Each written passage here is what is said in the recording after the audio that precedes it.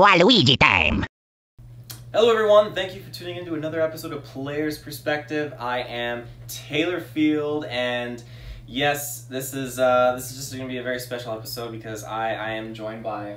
Hi, my name is Liam Follow. I am a Star Wars enthusiast and video game enthusiast from Victoria, BC. Oh god, man, I can't even think of how long I've been appreciating Star Wars stuff for, but like, yeah, sorry, I get on topic pretty fast, I guess, there, but well, yeah. We are here because we've done, I've done a follow-up, or not a follow-up, but an older episode a couple months ago, and it was focusing on the OG Star Wars Battlefront on Xbox. And, you know, of course, this game, it was a sequel to an already great game, and this game is a fantastic game, and we just finished playing a little bit of it just to kind of have it fresh in our minds, and realized that there are some extra things added into this version of the game, which weren't there years ago. But basically, we were talking about Star Wars Battlefront 2, and it's still as good as ever. Oh, hell yeah. I think one of the most downplayed portions about any of the Star Wars video games is that we always end up playing as a Jedi eventually. We just end up hacking things to bits with a lightsaber. So what the Battlefront franchise did was like, you're a ground trooper, man. You're actually running around shooting things with a blaster. You get to appreciate the fact that thermal detonators straight up are incredibly destructive. You get to encounter a walker up close and personal. Battlefront 2, like, that was high school, man. That's most of what we did, was we'd go to a friend's place, we'd all sit down, but yeah, like you were saying, there's new stuff in the game that I've never seen before, and I've been playing this game for years, and this is all new stuff. Like, not to say that the original game wasn't good, because what was in it before was super good, but I really like some of the stuff they added with the new one. Yeah, I mean, like you said, like earlier we were talking, there's so many mods in the game. Like, I didn't join into Battlefront 2 on a console, I got in on the PC, so... Yeah. You know, there were so many mods, so many maps people created and reskins and all that kind of stuff, but it was so cool when we were playing to see actual content that was finished and polished and thrown into the game just by surprise. And to name some, Kit Fisto and Asajj Ventress, just in the game at all. And Asajj Ventress is not even like the Clone Wars rendition. I mean, she's pretty close, like it's pretty close to what we see in the Clone Wars series, but nunchuck lightsabers. Okay, that is unheard of still. No one else has used that, and I don't know if that would ever work. Well, how she's holding it, like she's holding it like nunchucks. Like, yeah, that looks like it's gonna straight up rip her arm off by accident. But I was playing as her for a little while there. The gameplay for Asajj is super fluid. She's as efficient as every other one, but with a unique move set that, well, I mean, nunchuck lightsabers. You can't reskin that as anything else. And then, of course, Kit Fisto. Oh, jeez. Yeah, and they have their own unique move sets. It's not, like, most of the other heroes in the game are very similar. Like Boba Fett, Jango Fett, they have a couple different moves, but they're pretty much the same character with the same move set. But to see Ventress and Fisto have their own unique abilities and playstyle was just such an awesome thrill to experience. And including so many other maps. I didn't know Renvar Harbor was thrown into Battlefront 2. I thought it was just an Battlefront 1 map, but yeah, we just kind of did like a quick breeze through several maps. We didn't play through every one, but we did Space Battle. We did okay. So Space Battles for me, I've never been more turned around than when I'm trying to fly any spacecraft. So it was kind of a weird throwback. Like I know it's probably not normal to jump ahead and talk about like the more modern renditions, but one thing I really liked about the new Battlefront game was that I was playing in atmosphere, so I actually could orient myself better, and I think that was super key, because there I am trying to fly any craft. You know, I'm trying to fly TIE Interceptor, TIE Bomber, to pick a TIE Fighter. I can't fly the stupid thing because I don't know up from down, I don't know left from right, and by the time I orient myself, I'm still lost, and at that point, I'm exploding. So I don't know, Space Battles were the only thing I think would, in my opinion, was considered like a short point for that game, just because of that. Now I know, I was watching you fly, you had a great handle on it, obviously, and a little more practice I probably could too, but... Well, I think it was just kind of like coming back to me, because like I'm very big on my space battles, very big on them, and like the newer Battlefront renditions, like I love getting in my ships and flying. It's just one of my favorites. Even like Rogue Squadron, like the older ones on older consoles, like there's something about it that I love. And that's where I spend most of my time in Battlefront 2 is doing the space battles and I like to simulate different things by trying different experiences out. And if Battlefront 3 ever happened like it was supposed to, the ground to space sequences, that would have been epic. Yeah. There's so much to be said about what got missed out on that. You know, there's opportunities that come from games like this, right? Mm. So missed ones would be things like, oh, hey, guess what? We're not making it anymore.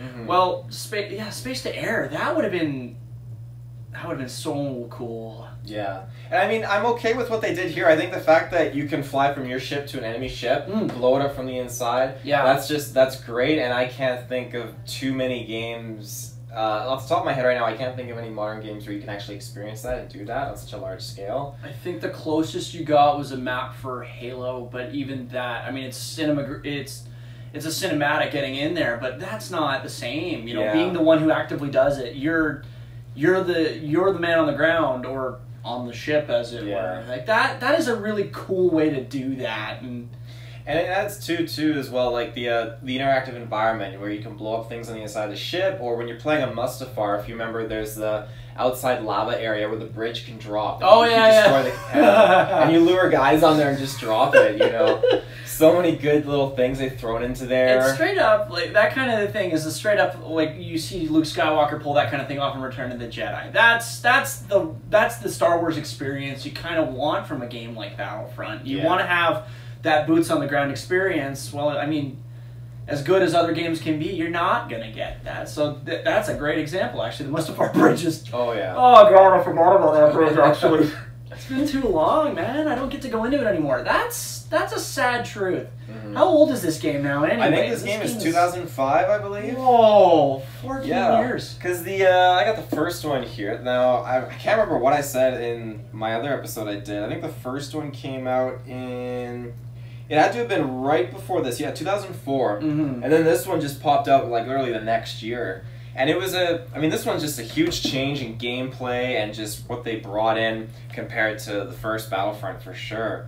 Well, again, there's nothing to be said like that's bad about the first Battlefront games. Like this is the thing. This is the original, right? This is what gave inspiration to things like what we get these days for Battlefront games, and without that driving inspiration, I don't think we could have what we're doing now. You know, like if we're going to look at the parallel real quick, I mean, when you're running around on the ground, you're interchanging weapons and stuff like that. Now that's our classic FPS games now, the modern games.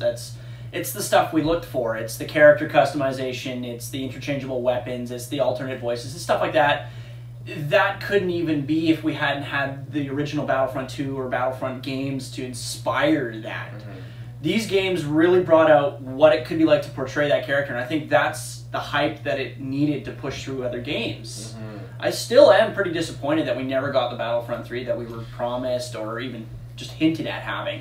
Yeah. But at the same time, you know, you see the gameplay from Battlefront 2, and I think they kind of realized that if they tried to force something, they'd have to do it really well in order to make it better than this. Mm-hmm. So even coming back to it after like 10 years, it still feels amazing to play. It's super fluid and... Okay, the aimbot. Oh, yeah. Let's talk about the elephant in the room there. That aimbot in Battlefront 2 is next level. It's very much a slap in the face for people who are really good at FPS games, but I like it. Yeah. I genuinely like that aimbot. It is a lot of fun. It is a goofy thing to enjoy, but I kind of like it. When you go to scope mode, you can take it more seriously, sure, but I don't know. I like the aimbot. Yeah. It's not too bad. No, you don't find it obstructive or in your face or anything? The game, I mean, it feels like, as far as controls go, very, very fluid. Like, even when it comes to, like, dodging, switching your weapons around, you know, it's very versatile, and it doesn't feel clunky. I mean, even playing as the heroes, and like I said earlier, they all got their own unique abilities, but they're all very liberating and free. Like, when you're Yoda, you're so bloody fast. Oh, unbelievably fast. It's great. And the double jumps and everything are great. And I know I said earlier, like, how I was a little bit iffy how if you're not killing guys, your meter slowly goes down. And it does make sense. It forces you to be more engaging as a hero. And you can't sit back and ride that horse. You can't sit back. No, and I guarantee it, 110%. In the new Star Wars Battlefront 2, it happens so much. Someone picks Maul, and they're Maul for the entire game. And it sucks because you can't play as Maul. That would be really nice to be able to actually reinstitute that. I kind of always appreciated that as an equalizer. You know, you got your faster gamers and you got your slower ones, but in reality, if you're not willing to engage in the major portion of the gameplay, you're going to miss out on using the hero you unlocked. And it doesn't matter if you're good or bad at it. That's the other thing I really liked about it, is when you're playing as the characters, you're playing as these heroes of the Star Wars galaxy, you gotta be there. You gotta be there just like they were. They were in the enemy's face. They were doing something active. So with that in mind, it makes the game more engaging again, right? Yeah. Like we're not just, you know, moving that character on the screen. We have to be that character. We have to be that character's involvement. I don't know, it's the little things like that, actually, that I think that made the game more believable. Yeah, 100%. I mean, and it's nice too, because yes, you do get rewarded to be a hero or villain when you're playing. If you know, do a great job. If you're getting a great score and you're number 1, then you're getting rewarded with that. But then the option to like, oh, you know, I'm going to pass off to my friend. I'm not going to accept it. And then the second person doing good gets the hero. And I think that's a nice touch too. Oh, sorry. No. I interrupted there. That was one of the things about playing like multiplayer locally or something like that. You could negotiate with a partner. You could, yeah, absolutely. And that's again like we were talking about, like split screen and just the feeling like on there, like yes, the space battles were a little bit tricky because it was so zoomed into your ships and it made it a little hard to maneuver. But on the ground, as soon as we hopped into Felucia, it was just like it was great. Oh, it was so natural too. Yeah. That's the death of, I think, a lot of newer games, especially shooter games that, you know, if we go like way far back, we're talking like GoldenEye days or Ancient, or I can't remember, Perfect Dark, sorry, that's the one. Yeah. Like games like Perfect Dark and 007 GoldenEye, it was the split screen gaming that made it really believable. Battlefront split screen gaming, like I can remember years and years ago sitting in front of a tiny little tube television in my buddy's basement, 3 or 4 of us all trying to see off that, and you got a corner that's like the size of our average cell phone these days kind of thing to see at, and we're all doing our best. You know, everybody's just doing their best. No one's going as quick as they want, no one's as accurate as they want, and you know what? The most modern games aren't doing that anymore. Yeah, and it's a shame. I mean, it's nice because it makes these games stand out even more, you know, in the Hall of Fame of like Star Wars games. It is the Hall of Fame of Star Wars games. 110%. Oh gosh, it just came back like just a wave when we were just playing it on the screen there. And playing it, like as you said, you were playing it with your buddies on like a smaller screen. Playing it on a much larger screen, it's like it's so refreshing to really take in like everything going on. Yeah, you don't even realize how much detail has gone in. Like the graphics are, you know, early 2000s graphics at the end of the day. But when you look at the actual ability to see, oh my god, there's spots on the mushrooms on Felucia. There's little energy bubbles and stuff like that everywhere, and you're actually seeing the wave patterns on them. I'm like, were those always there, or is that part of the new thing? Yeah. That makes a difference. It really does. Yes. And revisiting old games, sometimes nostalgia can tint it, but I actually think in this case it really held up on its own, you know? Absolutely. And, I mean, Felucia obviously is a map that's coming to the new Star Wars Battlefront 2 at some point, or it's probably already out, actually, by the time we're releasing this cast here, but it was so cool just to dive in, and it reminds me of how, I think it was the main campaign that you're playing through the stories, and you actually have to face off against the Acklays, and, I mean, that's just absolutely terrifying. All I can remember about the campaign mode, and this is my own little shortcoming, because I didn't actually get a chance to play the campaign as much as I wanted without actually owning an Xbox at the time and getting a chance to play it that way. I never got to experience it. But that being said, from what I got to experience of it, every little thing I did in that campaign made a difference to me, because I felt like I was living my own Star Wars story. And yeah, the scarier the enemy, the scarier you remember it. And I really wish I could have gotten a chance to try out all of the campaign mode stuff. I don't remember the Accolades. Yeah, that was just, I think that was, because as I said before, I love how they splice in the actual film cinematics and like the dialogue, and it's covering like how the 501st was sent into Felucia and they were like losing their minds, their insanity, because it was just a hellhole, but Ayla Secura helped them get through it. And well, that's what she was there for, though, right? I was like, that is really immersive. That's the best when you get a game that is as immersive as the movies we watched. Absolutely. I think without that aesthetic, this game could have fallen a lot shorter on its campaign. I still have heard it's one of the best storylines you've ever seen in a game. which is fantastic. Like that's really good for a game from the early 2000s. Yeah, and as far as I'm aware, I don't think there's any Star Wars games that let you experience Order 66. Now, Fallen Order, I haven't, at this point in time, I haven't played it, so I don't know. The closest we've had is in Force Unleashed, where you're playing as Vader just killing off Wookiees. But at the same time, that's not the same. That's not Order 66. That's Darth Vader being Darth Vader for the first level of a game, and that's awesome. Totally awesome. But no game has let us experience Order 66, at least yet. When Fallen Order comes out, I mean, we'll know then, right? But I'm looking forward to that. I mean, this may be out by the time Fallen Order comes out. I don't know. In which case, there will be something that follows. I'm sure. Yeah, there'll be something. Yeah, for sure. But I mean, for a game that lets you hear the clone troopers' perspective as they're walking with Anakin Skywalker into the Jedi Temple, and you're killing all these Jedi, which was awesome to see because you're going to like the library section of the Jedi Temple, and there's tons of Jedi with like dual lightsabers and everything trying to fight you, and it's absolutely intense, really intense. Ooh. You don't forget that kind of stuff either. I think there's another aesthetic to look at from that, which is like the reality of what was going on in that scene in Revenge of the Sith. Like that, we don't see what happened in there. We just know what happened afterward. We see very little of that, and being a part of that, I don't even call that a battle at that point, but straight up massacre. Being a part of that, though, like just to see it from the ground perspective, you don't forget it. Yeah. I don't forget it. It's really real. It's really, I won't say visceral, but it's very vivid. Yeah. It's a really solid experience, though. It's completely immersive. Yeah. And I mean, when you think about it too, like most of us, we were in our high school days, like we were very impressionable people at the time, and of all the games, like this is definitely one that just like. You play and it's like all these levels are hitting me so hard. Like the acolytes are killing Jedi in the Jedi Temple. It's like this is like really real stuff right now. Like it's coming out. Oh boy. We I think got out easy on this one really though, because we got a game that was this good and they couldn't.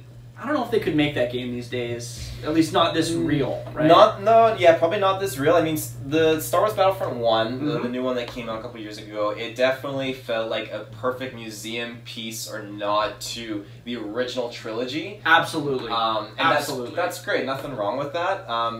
But the next one after that, the newer Star Wars Battlefront 2, it definitely felt like a really good, tie-in of like the prequels, the sequels, and the originals all in one. But it feels like its own unique game, very different from this Battlefront 2, which I'm thankful for. But at the same time, if I had to pick and choose between the two, I would pick this one just because of the variety, the maps, the characters. Yeah.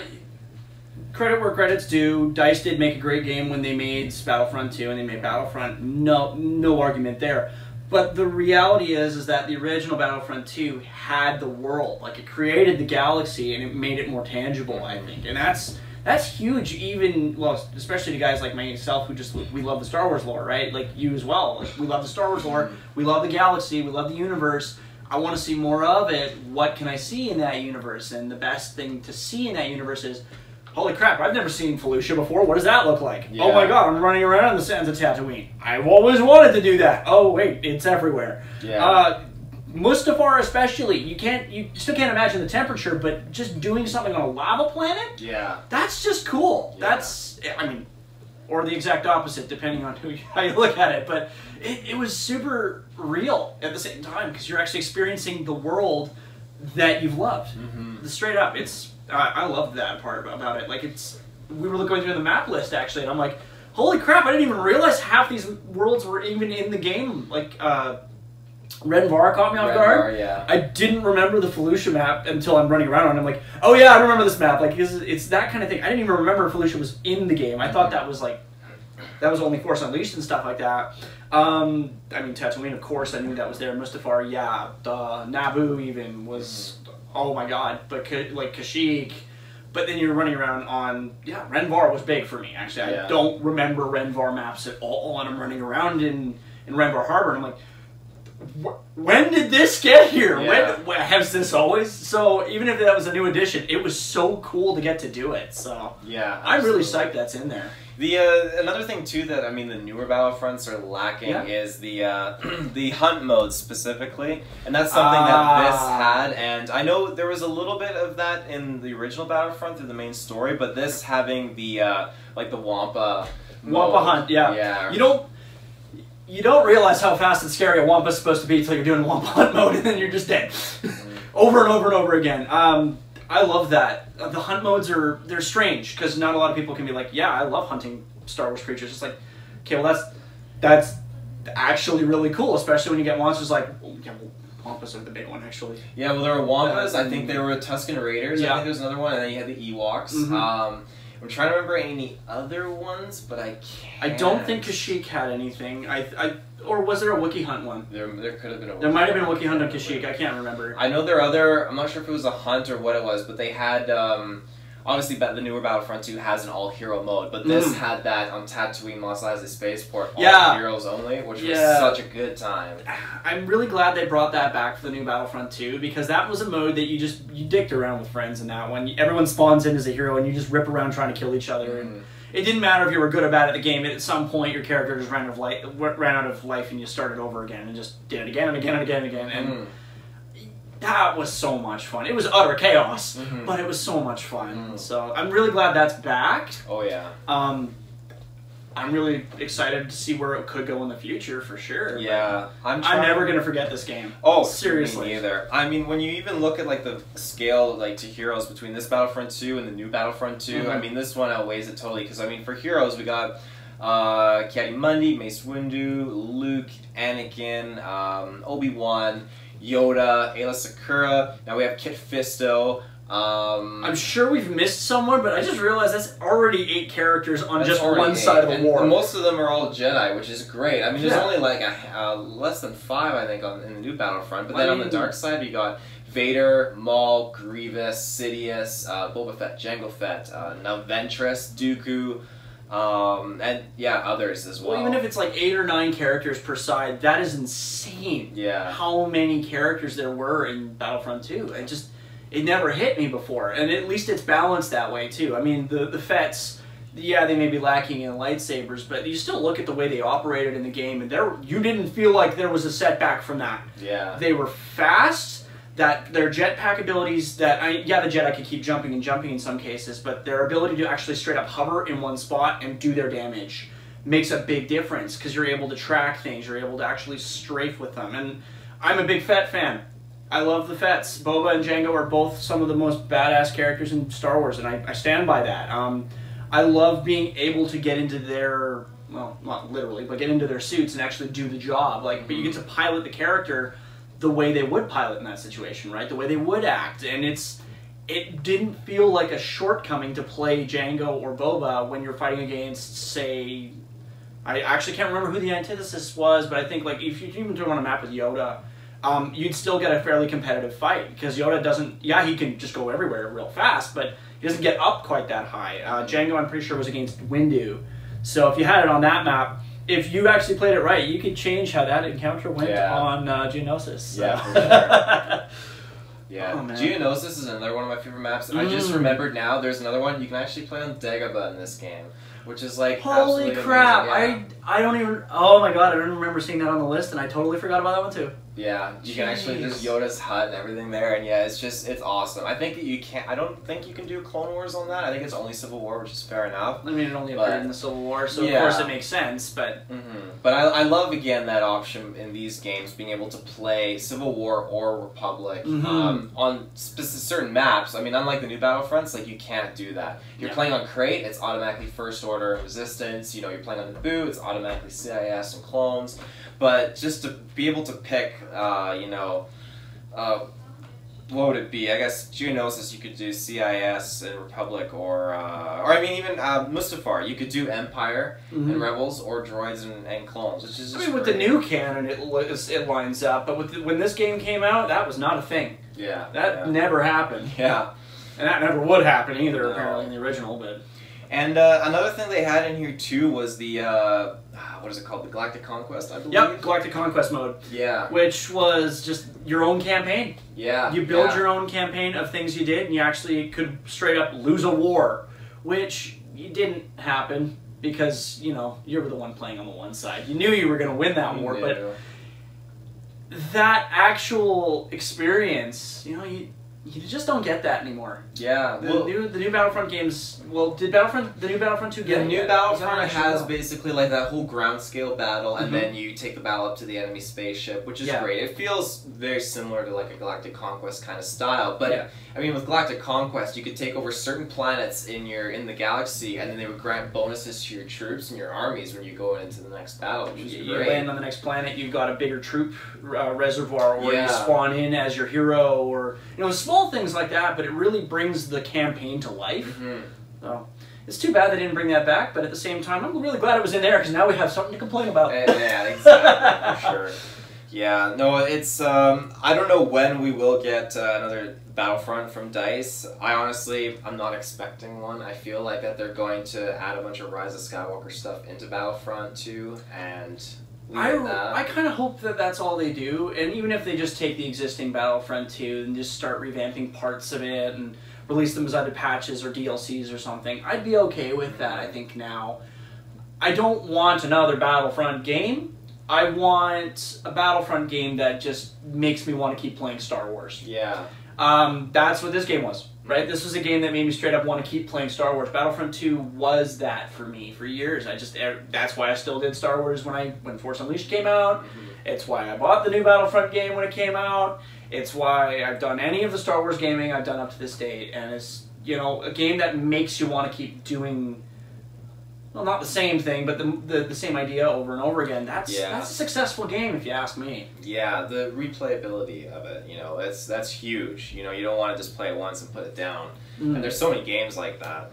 I mean, but this one, like, we only played 4 rounds, and I'm so hooked into it. And just the fact that they had those heroes in there that I did not know about just blew my mind. Well, I'm running around seeing Kit Fisto straight up ripping me in half, and I'm like, I am terrified and completely blown away because, they weren't there. They must not have been there in the original. Like, no, 100%. And then Kit Fisto run around shirtless. Also that. Straight out of the Clone Wars, like, oh my god. That's Mon Calamari all over it right there. That's the events of Mon Calamari right there. But yeah, I'm hoping, you know, like these older games, they get looked at by EA, and yes, EA is exclusively got the rights, and it's unfortunate that in the past like 6 years we've had only 2 Star Wars games. Now Fallen Order will be the 3rd because we only had Battlefront. Well, that's staggering. Battlefront 2, I know, and there were so many others that were in development, but they just kicked the bucket. I mean, before Disney came in, we were supposed to get Star Wars 1313 or whatever. I think it was supposed to be that under. Yeah, there was an announced one about that. I don't think I heard enough information about it to know what the topic was,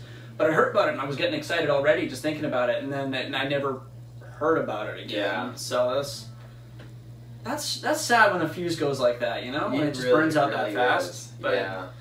So, but yeah, overall, I mean, there's so much that could be taken from this game to expand and learn from the future. I mean, it's just, it's so freaking good. And it's a great baseline. It's a great standard. That's what it is. It's a great standard to weigh other games against, I would say, especially third-person shooters. Yeah. Which is weird to say because, you know, Gears of War is the only other third-person shooter I've actively played.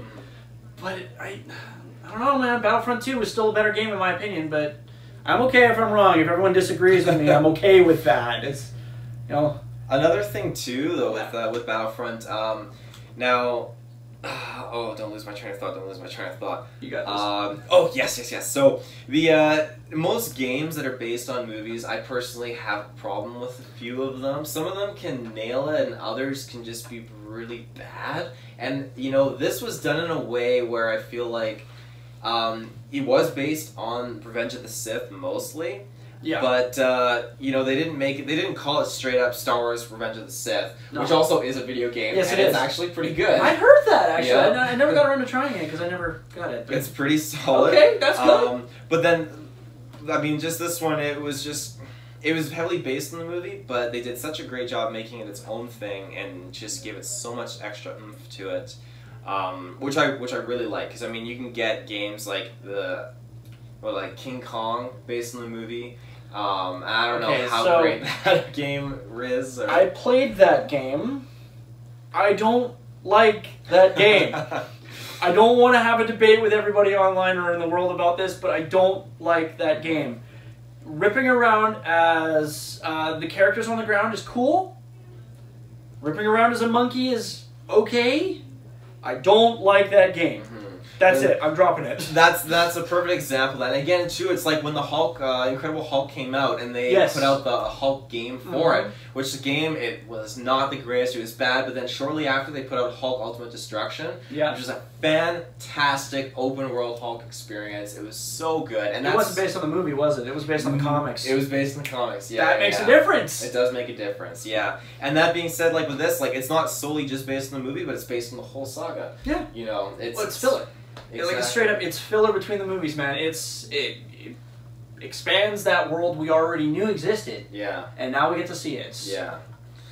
Other than that, I don't know if I have anything else. I straight got nothing else I can say except I missed this game. Oh yeah. Getting to play it for the first time, and I swear it's been 5 or 6 years since the last time I actually got the chance to touch Battlefront 2, and getting to sit back down and play it, like.